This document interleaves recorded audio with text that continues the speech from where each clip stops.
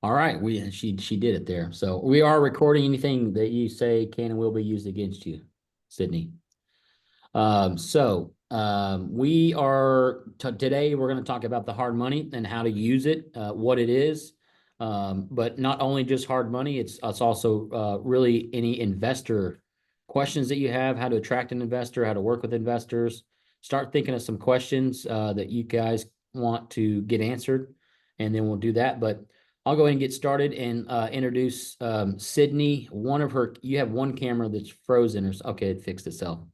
Go ahead and unmute yourself, Sydney. Sydney is essentially she's my boss basically within the hard money company. She does a lot of stuff really, but I wanted her to here today to kind of position everything to where anybody can really understand it because even though she's only been with us about a little over a year, she knew nothing about hard money in just a year ago. So now she pretty much is an expert on it. So want to get her on as well. And then my partner, Will Schulze, he's here as well. He's in the legacy uniform that we have. Joking. Um, he is my business partner in the space. So I wanted him on here as well. So Sydney, if you want to kind of go ahead and introduce yourself and really if you have some stuff you want to say, great. I do have some questions for you, but just go ahead and introduce yourself and get going. Yeah, my name is Sydney Peterson. I'm the Director of Operations for Legacy Preferred Lending.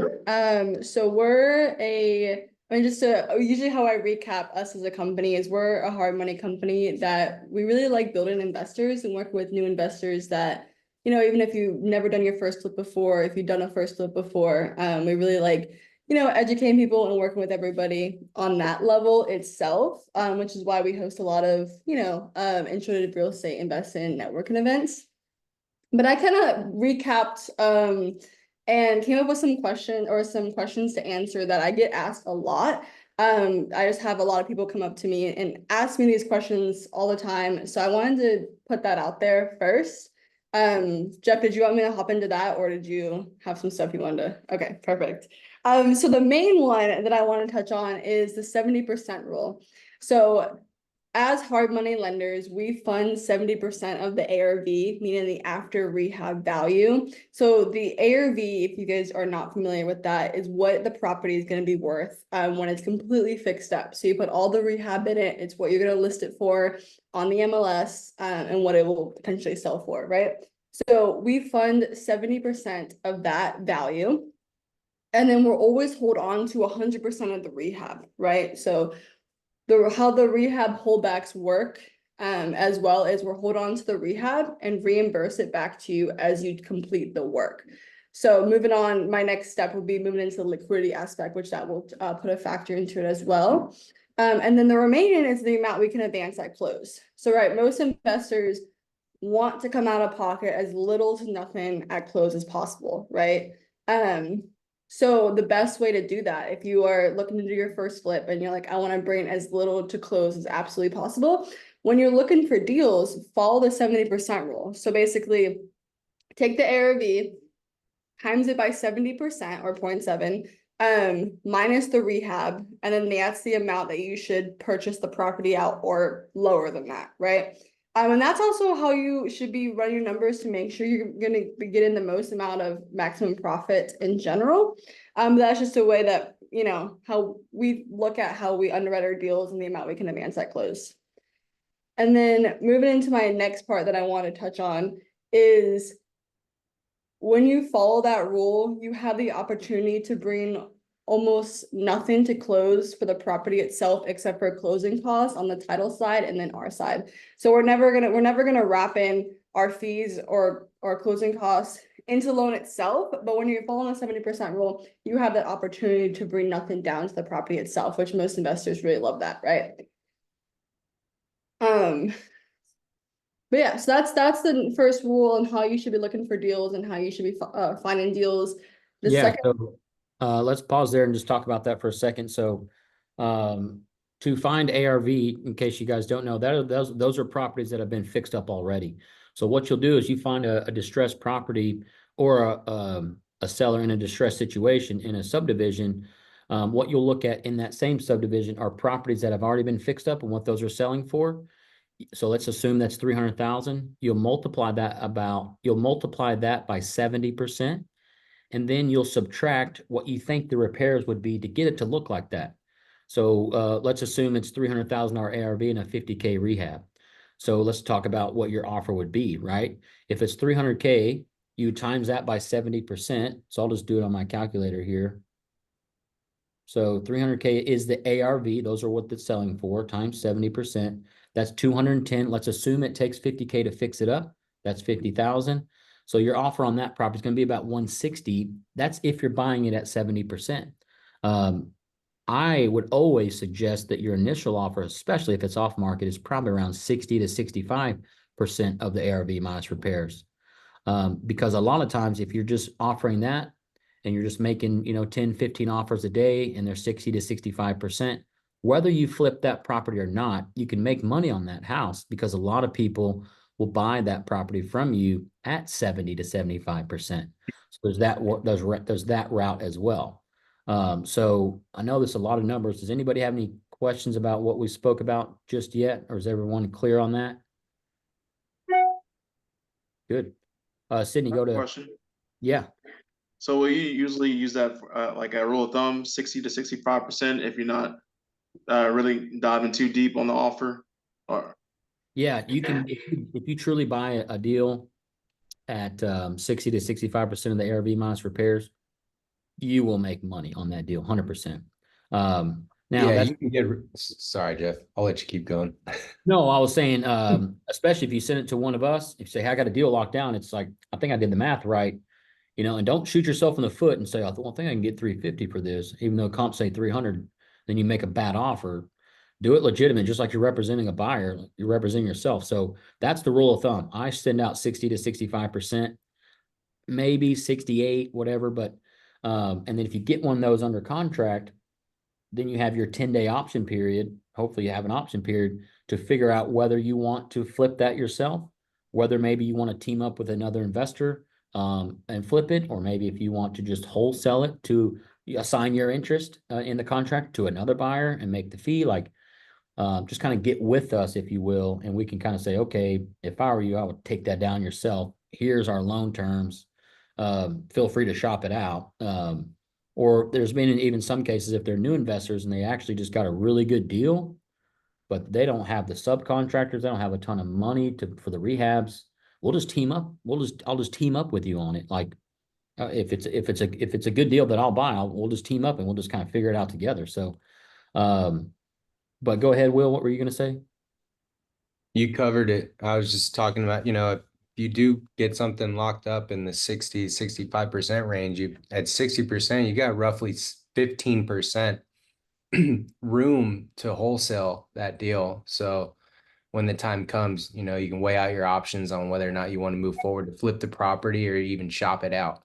Yeah. So, I mean, sometimes depending on the spread, it just makes more sense to grab that $10,000-$15,000 than go through the headache of a flip when you can turn it in 10 to 14 days rather than going through the flip process is 4 or 5 months. So, but yeah.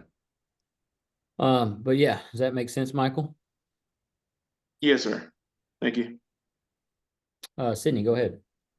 Yeah, so the next thing I want to touch on is a lot of people ask me, what are the requirements in order to get a hard money loan? We are not a traditional financing. So there's a lot less requirements on our end in order to get approved, in order to get this funded. We can we funded in 48 hours before, right? If there's a survey on the property. So we can fund fast. And the main requirements I always say come from the property itself. Like we're lending on the property itself and the asset itself. So if the property makes sense, the ARV makes sense, the rehab makes sense, we're all on the same page on that.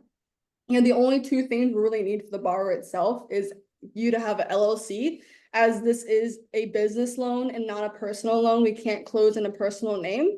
And the next thing we would require is enough liquidity.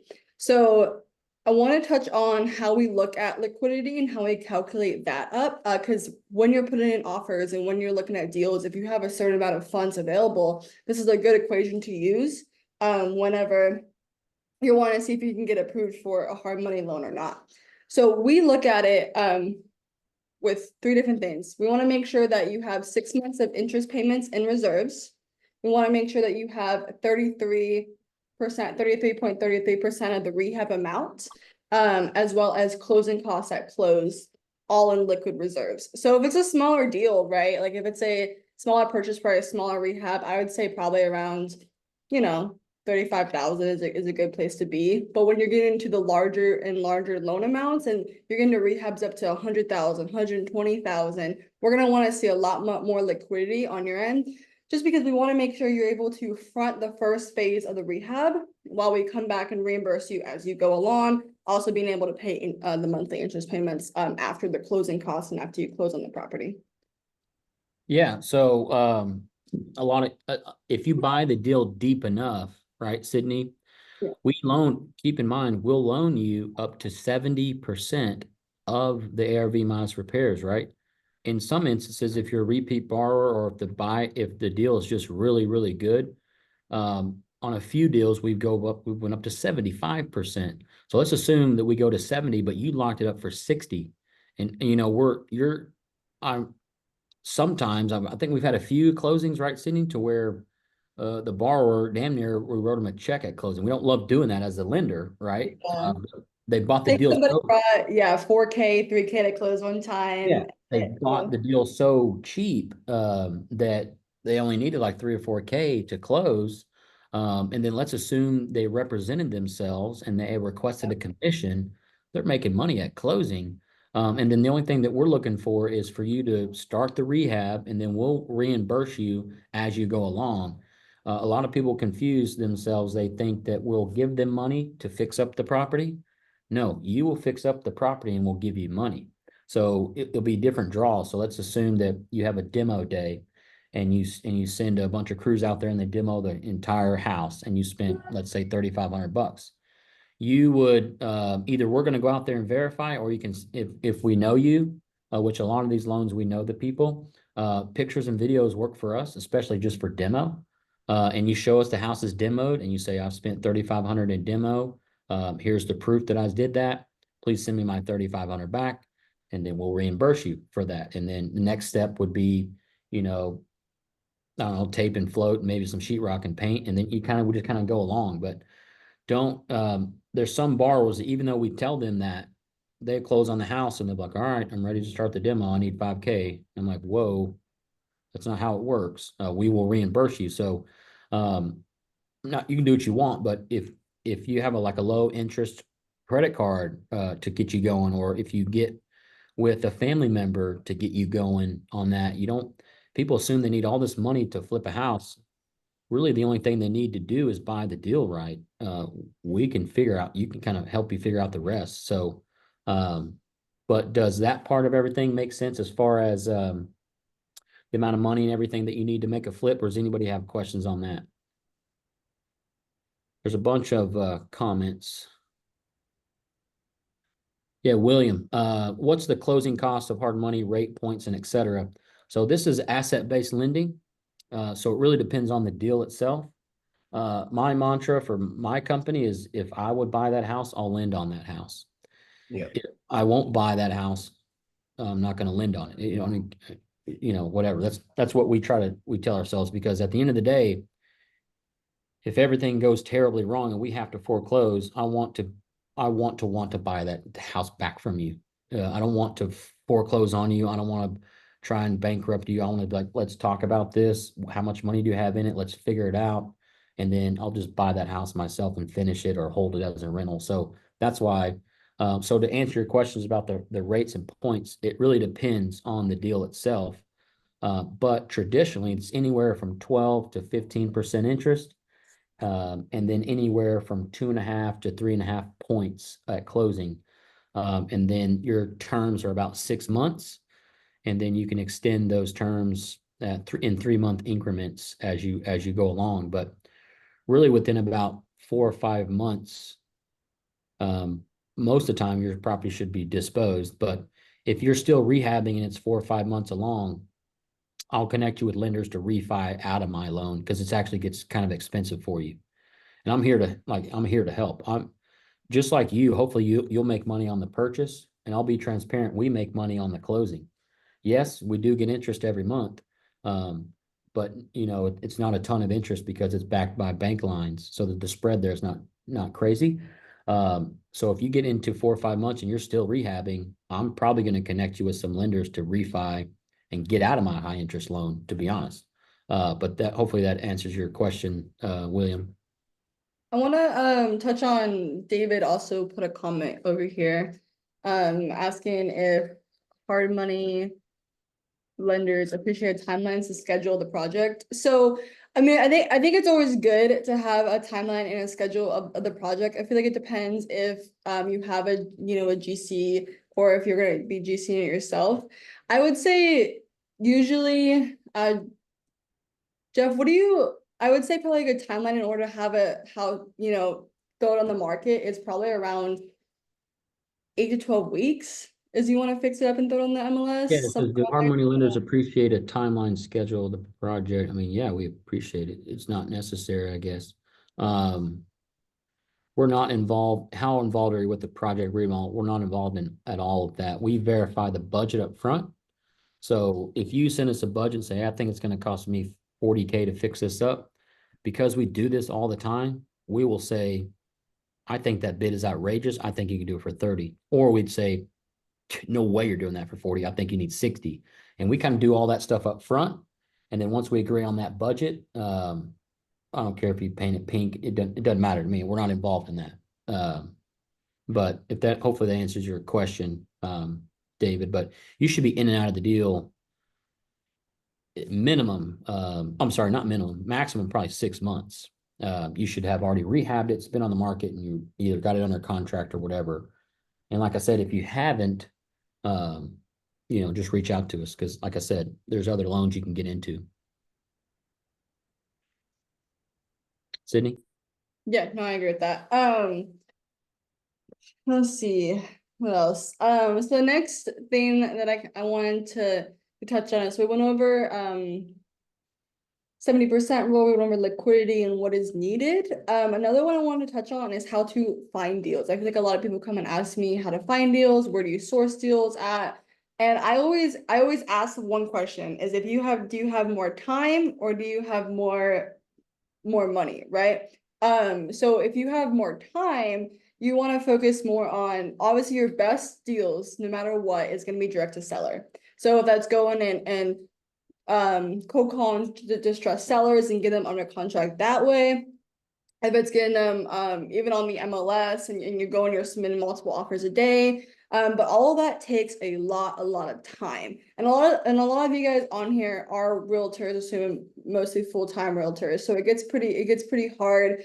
Because with these, it's like the same with your clients, right? You want to make sure with the sellers you're following up with them, you have to keep sending offers that are lowball offers that they might not accept. So it's either if you have time to sit there and cold call and follow up with these leads and walk these houses and door knock, etc., send out mailers. Then direct to seller is always going to be your best option, right? And we're always here to help if you are in that situation where you have somebody that you want to submit an offer and you don't know what to offer, you don't know how to look at the numbers, we're happy to do so as well. But another thing that you can use instead of going direct to seller, if you don't have the time to be calling these leads and everything along those lines, and they also do cost some money, is to go to networking events or go and find wholesalers. These wholesalers do that full time, right? They go and they find these direct to seller deals. So most of them have a lot of deals, and you just have to make sure you're vetting your wholesalers to make sure that they are sending you A, good deals, B, are reliable and trustworthy, as well. So I mean, and then another option you can use, especially since all of you guys are realtors in here, is if you are on a listing appointment, right?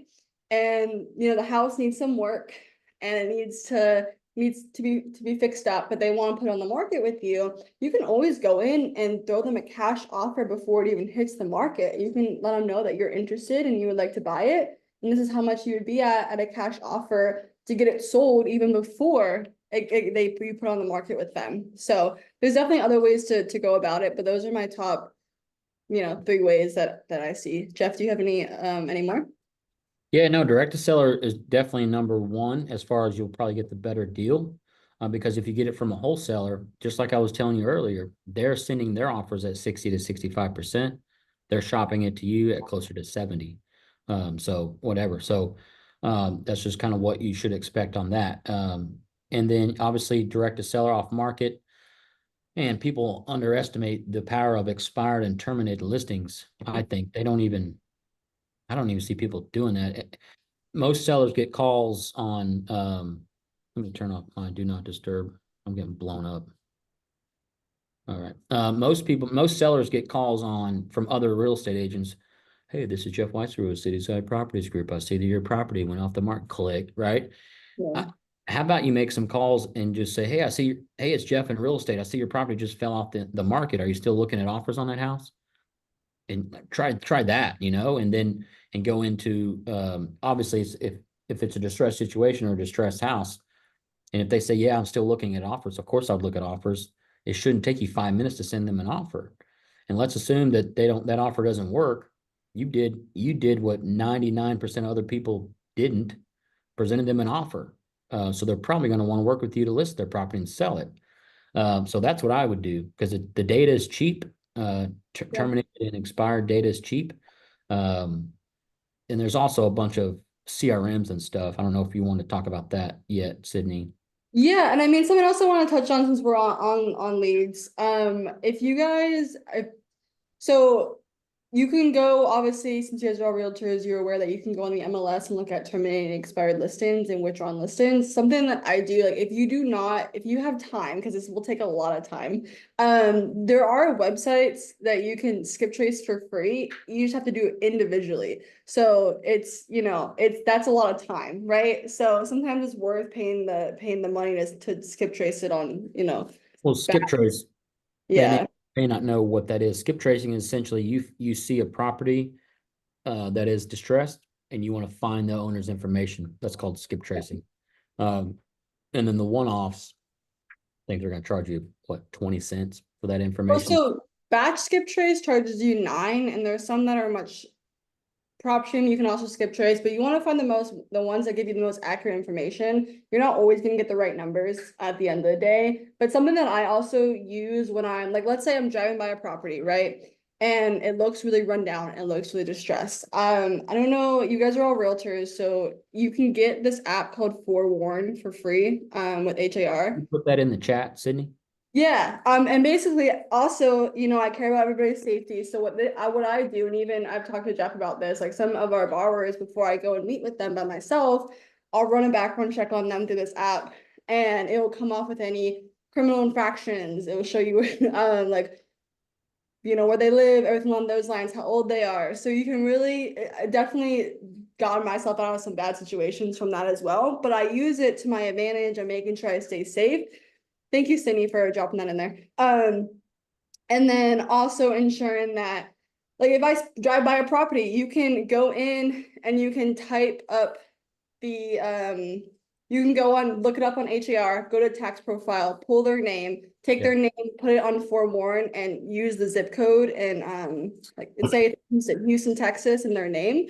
And then it'll usually pop up with their name, phone number, as well. So that's another way you can do it. I don't do that for like a big list of leads, but if I'm just driving and I come across one, that's a helpful little tip that I use.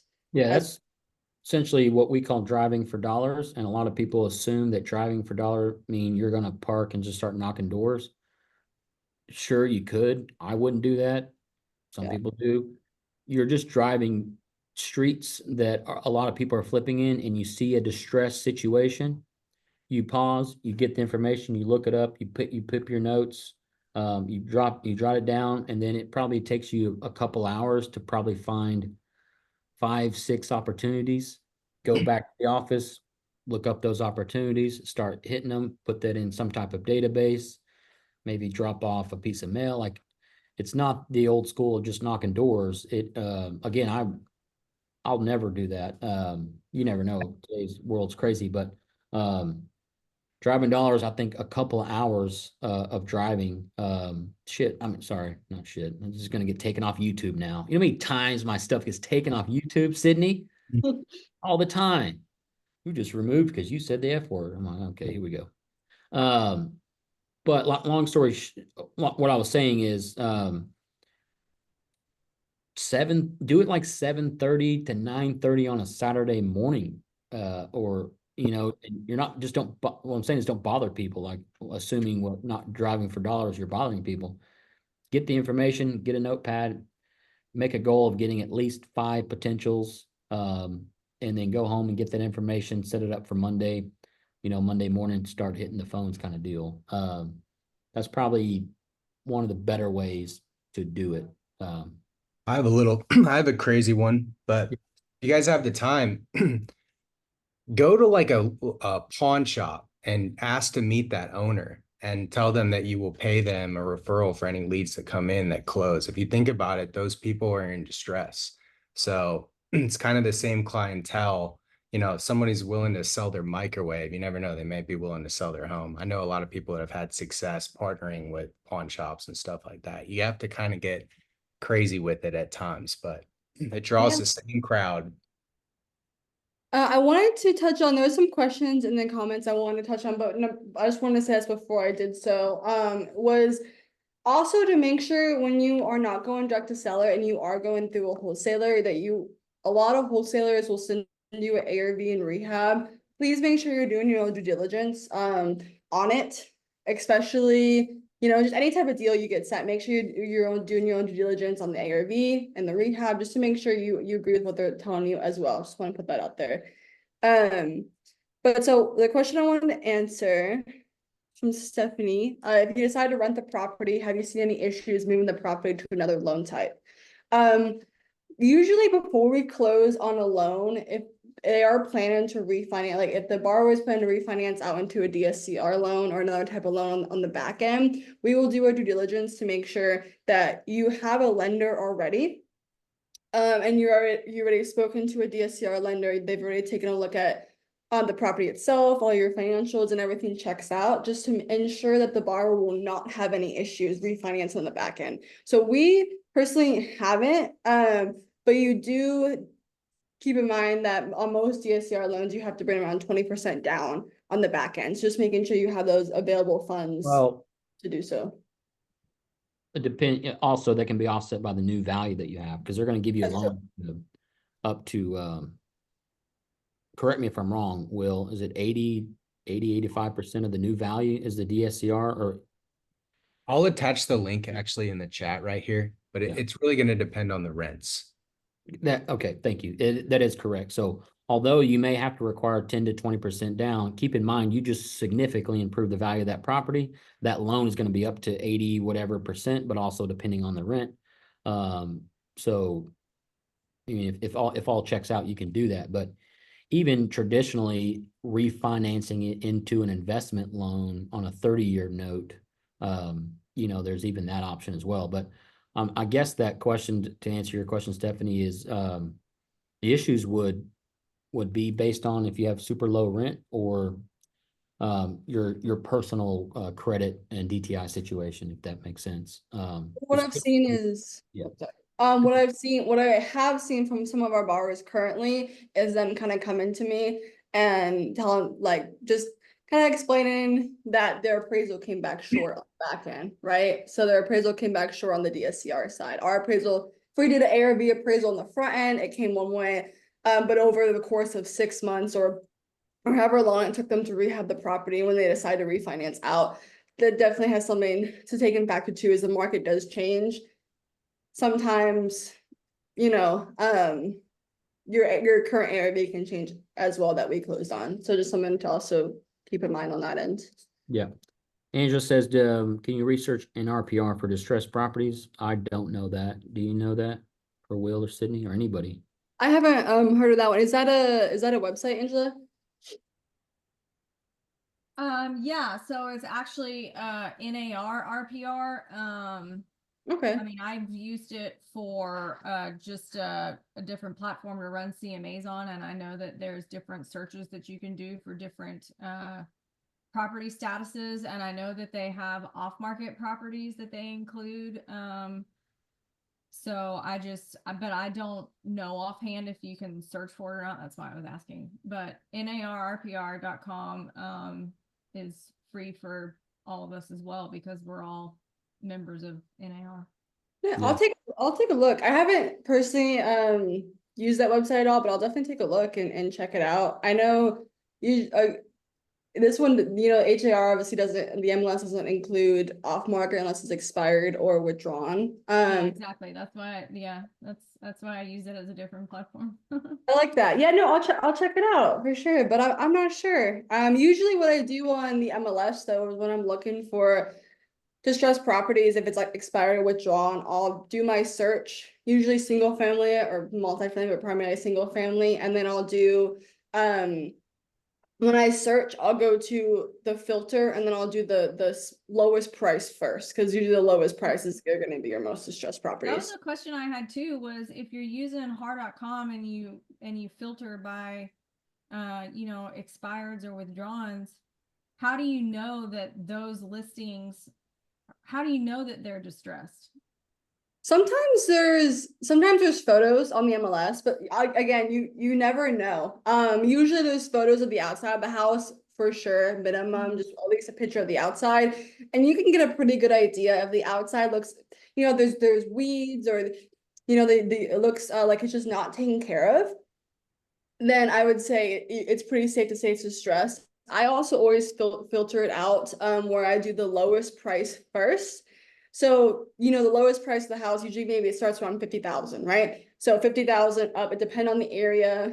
Those are going to be your lower price homes, and those are going to be the most distressed homes that you're going to be looking at. So you just filter those out and then go from there. You don't want to have to sit there and filter through 1,200,000 you know, which on are expired. So that's how I do it in order to just to see. But you're always gonna, once you start going up in your price point, once you hit like the 2,000 range, you're gonna start seeing a lot of, you know, nicer properties as well. So just need to be able to filter through it. Cool, thanks. And Yeah. keep in mind, people are also in distressed situations. So the house may not look distressed, but they haven't made a mortgage payment in 3 months. So it's just about getting on the phones. You'll find those people as well. And, you know, as a real estate agent, you need to do your own due diligence and keep your fiduciary duties up front.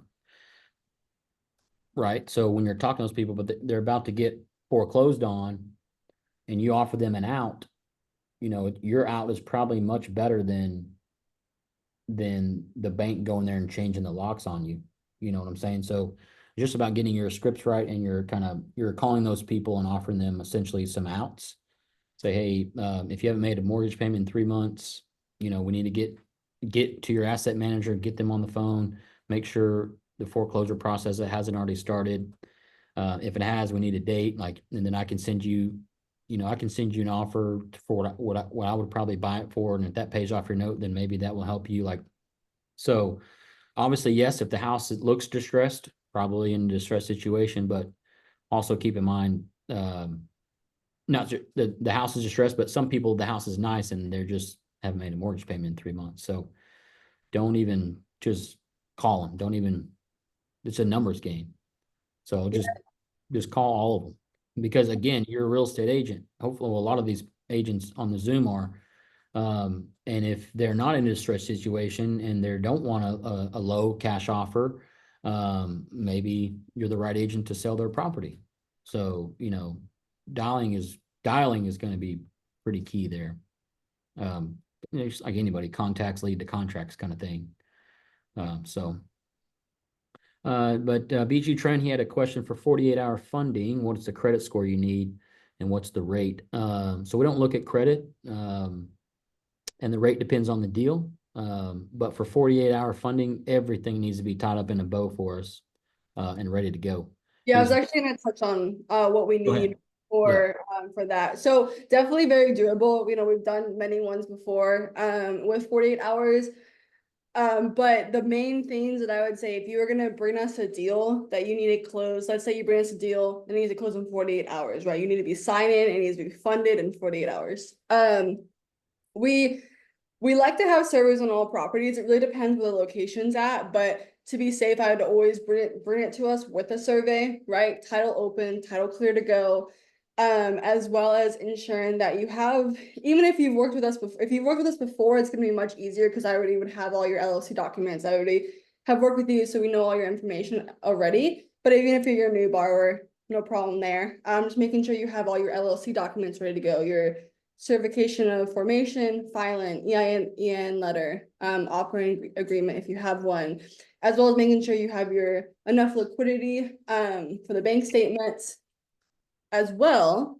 So those are the main things, and just making sure you send over your scope of work. A lot of times, I'll have people bring us deals to close, and maybe their contractor is still working on their scope of work, and that's going to delay funding. We cannot close a property without a scope of work, without a budget to review and approve.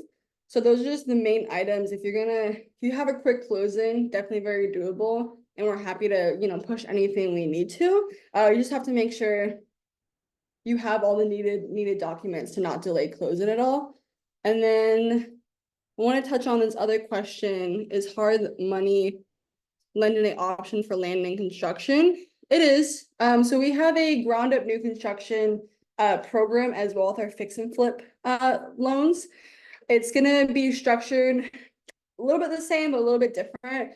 We actually we hosted an event a couple months ago about ground up new construction. We're going to continue to do so as well, where we're touch on how to structure those deals and everything along those lines. But you can definitely use it for ground up new constructions. And if you have a project in mind, feel free to give me a call and I can walk you through that. Yeah, so next question, it says the liquidity must be in an LLC account, or can it be in a personal account? It can be in a personal account, and if it is, then essentially you'll be a guarantor of your own. So LLC will get the the LLC will be the name of the loan in that name, but you will personally guarantee it, and then we'll be able to utilize those funds. So hopefully that makes sense, Lolina. Oh no, that was yeah. All right, we're in about 45 minutes in, and we know we've done a ton of information. Anything, Sydney, that you wanted to make sure to go over today, or? I think we touched on most of it. I also wanted to just let everybody know that if you guys have a deal, right? Like let's say it's your first, you've never done a flip before, you have clients that want to use hard money. Like we actually recently just closed on a property that the seller would only take hard money, right? So he only wanted cash or hard money. And so the borrower ended up purchasing it with us, and it's gonna do some quick rehabs and then refinance it to hold on to it long term, and it was their first house, right? So definitely many ways you can utilize hard money. And I also get a lot of questions about either cash or hard money, right? A lot of people ask me, well, I have, let's say you have $200,000 in cash and you want to do a flip and you're thinking about hard money, but why would you use hard money instead of your own cash, right? And the answer that I always explain to that is that to keep your capital liquid, instead of only, if you have $200,000, let's say you purchase this property for 150,000, right? Let's say the rehab is 45,000. So you're going to be all in it, almost all of your capital, right? And so you only have the ability to do one deal at a time. And for, let's say it takes 6 months to rehab it, put on the market, and for it to sell. You're out of all of those funds, right? Plus the closing costs, etc. You play out of your $200,000 for 6 months while you finish the rehab, while you purchase the property along those lines until you sell it. While in hard money, let's say you buy it at 70%, you come to closing with less than 10K, which is pretty average. We see is coming to close with less than 10,000. So if you think about it, you're only out $10,000 until total, right? So you're able to do more deals. So you not only doing one deal, you can probably do 2 or 3 deals if you have the experience and you have the contractors to handle those jobs, which at the end of the day is going to help you scale way more. You are going to pay a higher, interest rate. You're going to pay closing costs and points and fees at the end of the day, but it's going to help keep your capital liquid in order to scale and do more properties at one time. Yeah, and I'll touch on that as well. Obviously, you'll make more money if you use cash. But with my company and our company, traditionally banks people assume the banks are the bad guys, right? They're making all the money. They're waiting on you to miss a payment so they can strike and foreclose. With us, if you use our loan, and then you get into some type of situation, right? You're just gonna call us, and we're just gonna walk it through, and we're just gonna talk about it, and we'll just kind of figure out an exit strategy for you. But if you tie up a deal with all cash and you find yourself in a situation and all your cash is dumped into it, it's going to be hard for us to help if that makes sense. So also think about that. We're your partners on this deal. Like I said, but when I started the meeting, I'll say it again now. I'm only going to lend on a deal that I would personally buy. So even we passed on so many deals because I'm like that. I guess that's a good deal, but I wouldn't buy in that area. So I'm not going to lend on it. One was, I think it was just yesterday, directly behind the property was a big railroad track. And on the other side of the property was like a busy 2-lane street. I don't care how good of a deal you got on that. I wouldn't buy that deal. I don't want that house.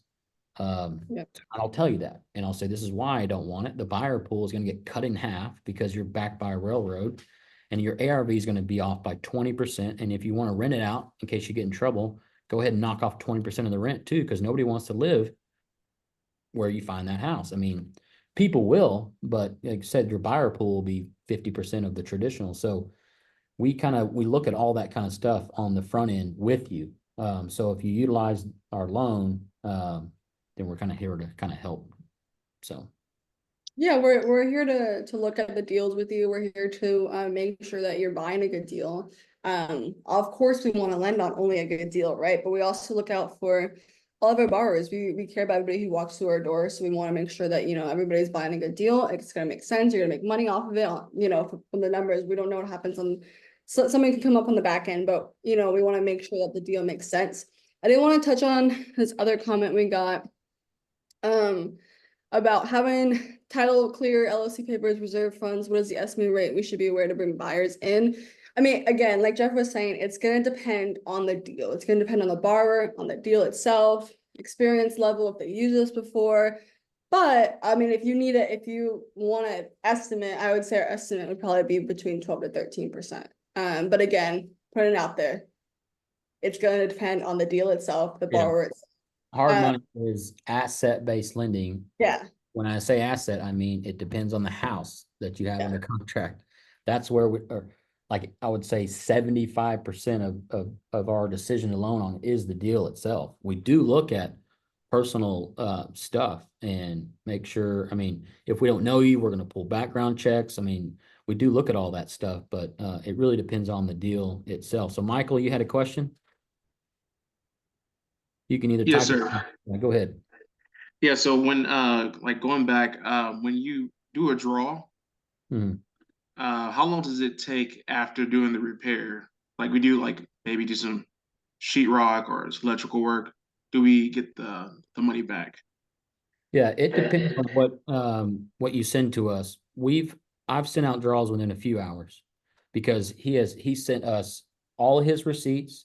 He sent us pictures and videos, and everything on his bid that he was requesting to get paid back from was done in those pictures and videos.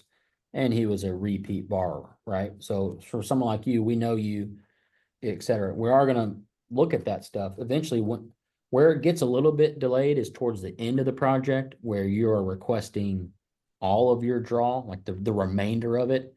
We actually have to go out there and make sure everything is done before we release that. And that's probably a day or two max. But if you like, especially towards the front where you say, hey, I did demo, here's all the pictures, here's my receipts, here's my invoice, it all adds up to 5K.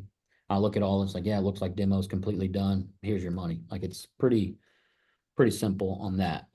I've done it within a few hours, but traditionally on average, I would say on average, at least a day or two.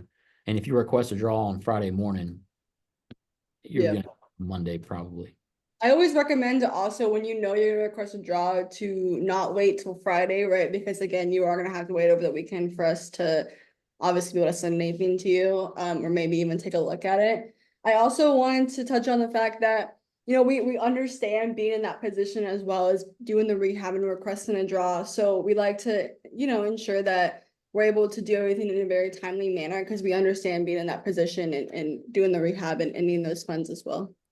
Yeah, but where some of the delays are is if you say, hey, I did all this stuff and I need 10K, and then you send us a video, and for example, you did the demo, but you didn't demo the bathrooms, Yeah. but you need to demo the bathrooms. And then I'm like, well, you requested 5K, but you probably still need another 1,500 to demo the bathrooms. I'm just making that up. That's not that expensive. So instead of your 5K, I'm gonna release 3,500 because you still got demo to do. So really, that's where it kind of messes up. Or towards the end, if you say, all right, I did my windows and replaced me HVAC, and then you send us videos and, you know, the windows are in, but the framing's not done. And like, so that's, you know, we'll kind of look at that, but that's the only delay is if you're trying to get money, paid that you really haven't finished the work yet, kind of deal. So, and then, like I said, some of the delays are on the end of the project where you're requesting the rest of your money in the property.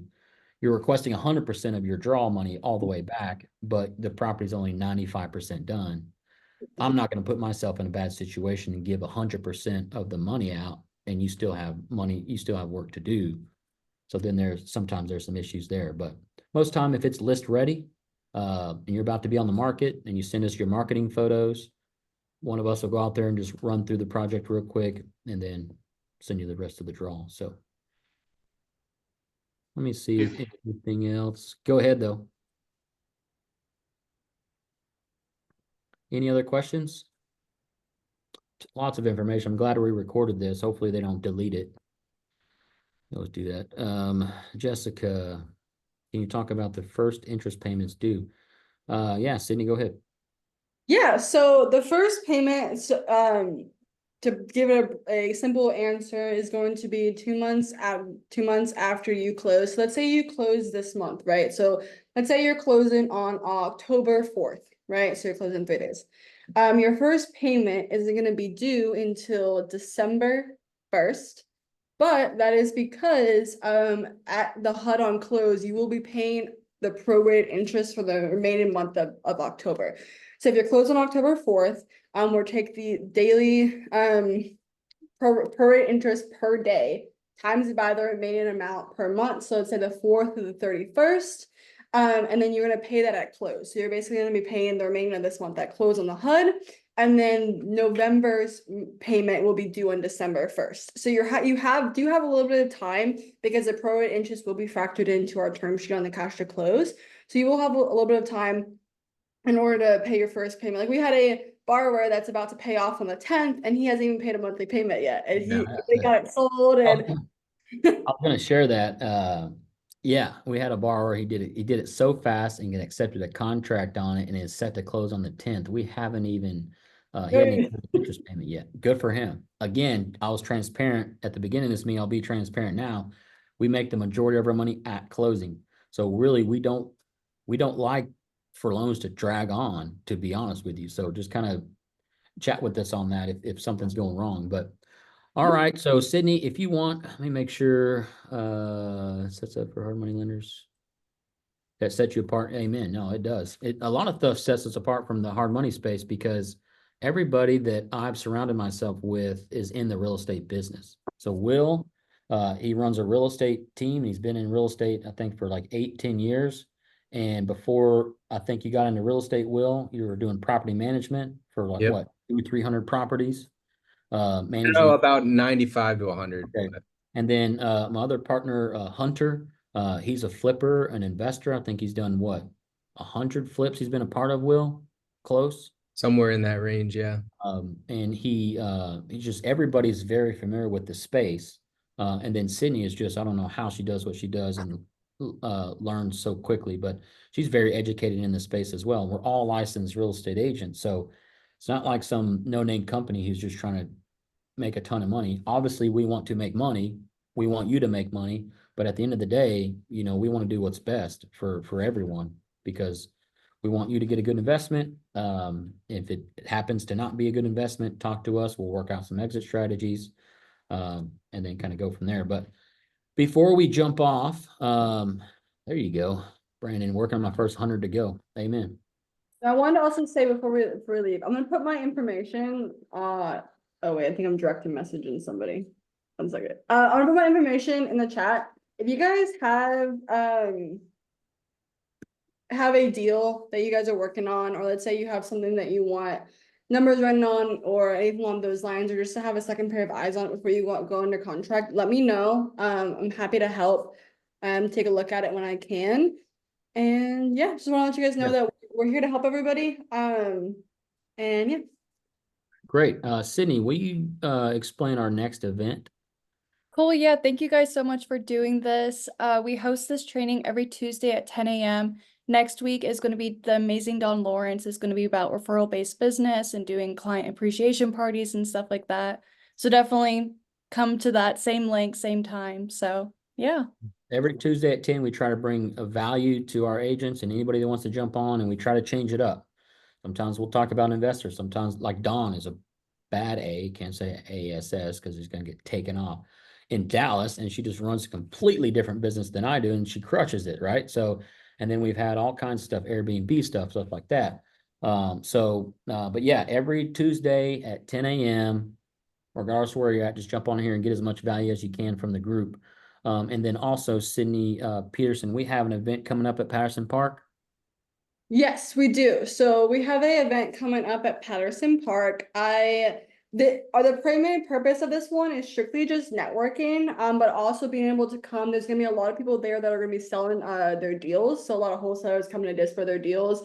So this is gonna be a great event to come to if you are looking to do your next flip, but you're still looking for a deal right now. This is a great place to make connections for those people that get deals direct to seller a lot.